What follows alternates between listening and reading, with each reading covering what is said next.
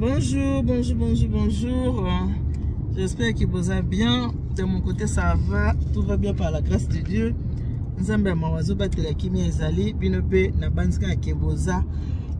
Ici, c'est votre deuxième maman, maman Hélène Nitu. Maman Hélène Nitu. Nous surtout maman Hélène Nitu. Nous partageons émission ya maman Hélène Nitu na pesi bino merci. Toute fana le baké suppose mutakanda kota la ngai te poko sepela no la ngai te. Suppose fanatique révolté kota la ngai te poko sepela na yo na ngai te. So moni poza mutamotema likundu kota la ngai te. So za motema keto. Kota la ngai te poko sepela na yo na ngai te. Nalingi to solo la boye to solo mo mukie na mo lombango kaka. Na sepeli mingi na émission oyo na sala kilobi. Et le que c'est pelisinga eza que eza na bande ko misatu mobimba babenga pona ko ebisa anke mama Nitu vraiment émission sali eza kitoko makasi ofungoli biso mayele na likambo oyo etali assurance likambo etali assurance parce que bango soka bale maman tunga la voyage akayebi ka biso ba konde tozala kana mo na futa so ba assurance wana ba mongo ko boaka wana ba mongo ko bebisa ba assurance la lisuna futa bango nyo somiso to benga kinga imuto sozo bake en tout cas ya futa ka assurance te so voyage bango nyo surtout kanga na futa na ba assurance wana te maman Nitu nga na futa na nga ngote na mo na ba mongo ko boaka nga na futa na nga ngote mais en tout cas explication pe si maman te opesi explication malamu na banzi mbalo soki na voyager na kozala obligé vraiment ya kofuta assurance so na kofuta assurance wana eza parce que na yoki explication oyo opesi yango convaincre nga pona makambo kofuta assurance ya voyage yango na ngala lo balabino bandiko na nga bozotala nga ke assurance ya voyage eza très important bandiko na nga so ko zofuta assurance na yo ndena lobaki na bino ke so ko zofuta assurance na yo obeli ezaka na Kongo te na mboka nyo siko kozala soko beli bakozungisa yo na mboka na yo epai wapi esika oyo vandaka bakozungisa yo même ata soki liwa ekuti yo na mboka mopa esika ozalaki na voyage yeba que bakozungiso na mboka na yo place ovandaka soki ozwi bien na yo avec assurance même ata liwa ekuti yo esika ozali yeba que nzoto na yo corps na yo to pe bimbe na yo ba kozongisa ngo na mboka oyo vandaka. Voilà pourquoi na bisa bino ke likambo assurance eza très important ce qu'on a ko voyager maman papa il faut ko yeba na ko futa assurance wana eza vraiment très important. Nanga kipe na lo balisi subuye ndenge biso tozalaka to vandaka na mboka mundele tozape na mo ba négligence ebele. Voilà ndenge na bandaki pour la assurance. Il est vraiment très important mon assurance parce que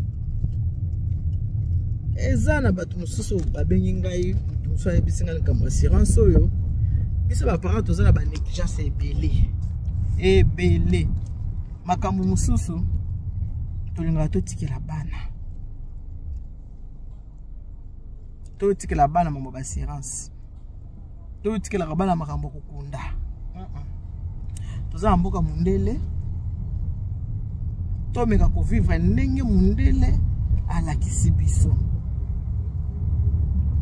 asepeli na ba toujours ke be mission nga za pona obebisa te kasi za pona obebisa asepeli mingi na bato ba benginga bandiko ba benga maman Eliane en tout cas na sepeli émission na yo fungolinga vraiment fungolinga misu akilo kwa misu ko sipa mamando kipete mais on a eu qui vraiment n'engo le bien émission maman Nitu fungolinga pizza Miss Boende bien. Boye bien na sepeli. Alors toi reçoit na mozindo. To kosola vraiment na mozindo. Aba makambo assurance. To mona bolamu nango. Bolamu ya assurance. Eza pe na ndeko moko pe pa abisinga pa benya lobi maman Eliane. Makambo lobi oli makambo kitoko busala ka nebe émission boye ozo fungola biso miso za ko lamusa biso alobi na ngai ke akutana na likama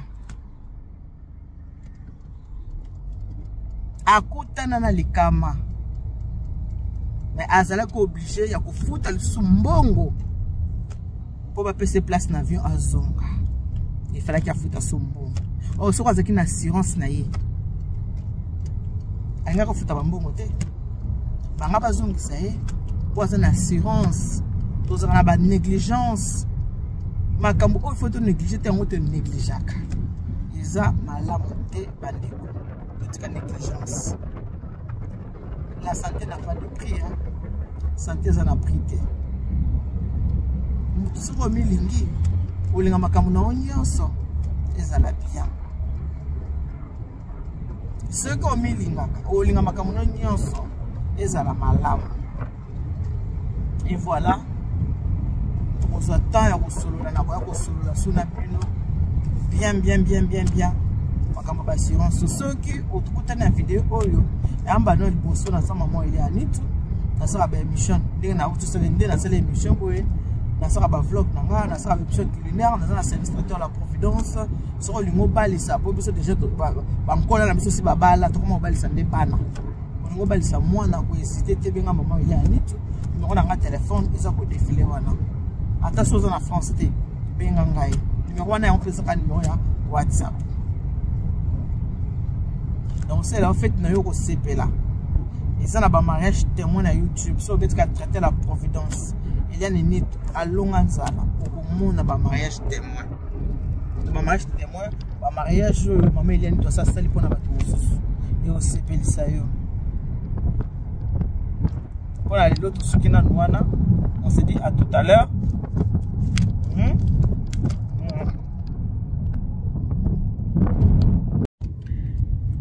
Dans zolo baki moni biso ba congolais to négligera trop problème à santé. Tous en négligence ma casse na likambo etali santé na biso. Vraiment tout élément le likambo à santé est très important. Te baka kosala na babila kosala babila de santé mutu foye baka état de santé na yo ezandenge nini. Il faut que to linga to baka c'est important. Ndenge pe mo ezaki makasi boza batu mususu a un problème à mutu. Mais il moi je bate kana problème mutu. Momo na ka mutu koloba loba kaka koloba loba ko swana ko ganga omona tina très mutu zoloba loba azo swana pour un petit rien péter ba plomb. Nzoka na problème mutu. Ce qu'on a un problème mutu, yé moko mié bakanet kana problème mutu. Entourage to ngozo sta les ba ke mutu yo a problème mutu pour mutu ko se comporter boité. Mais yé moko po tellement kende komona moité. Ce que tous la sentinelle, c'est la sentinelle à moninga, veille na moninga, il faut que vous puissiez moninga qui est konanga, to komi mboule et bandit mboule si qui est comme on a médecin, qui est côté la santé na yo, tel état de santé na yo, ce que santé même santé mentale, oh c'est très important bandit konanga. Santé mentale est très important bandiko. Ko yeba santé parce que de toza awa ba maladie za na kati nzoto, ce que osa ba bilan te, moye o yeba eloko zo tungisa yo ezati. Et c'est très important. Le cambo assurance, le cambo bilan de santé, et c'est très important. Surtout dans le yo, te belé, ba dépression belé, dans la bisibino men. Mutation ba te kana dépression na moyo ko ganga na kati ya train ko ganga partout ko ganga nzokande problème mental. Mais mutami ba te kana problème ya mutu. Donc c'est très important. Totalaka le cambo etali ba santé na biso. Na ko pesa bino ba détail. Na makambo ya assurance na ko ba détail mususu pona sikoyo to sukisina nwana akansi de bo remarquer bo monki na kati ya voiture naza libanda naza ya kobima naza ya kotambola tamo na kovanda poser nde na ko ya ko continuer to sur la makambo mususu. Merci mingi na bino surtout ba bolinga maman Elia Nitu bino ba bosse plaka na ba émission maman Elia Nitu na pesi bino merci nde na baka soza mutakanda kotala ngate poko se plano na ngaite soki poza fanatique qui révolte kotala ngate poko se plano na ngaite so za mutu aketo kotala ngate soza mutu tema bololo tala ngaite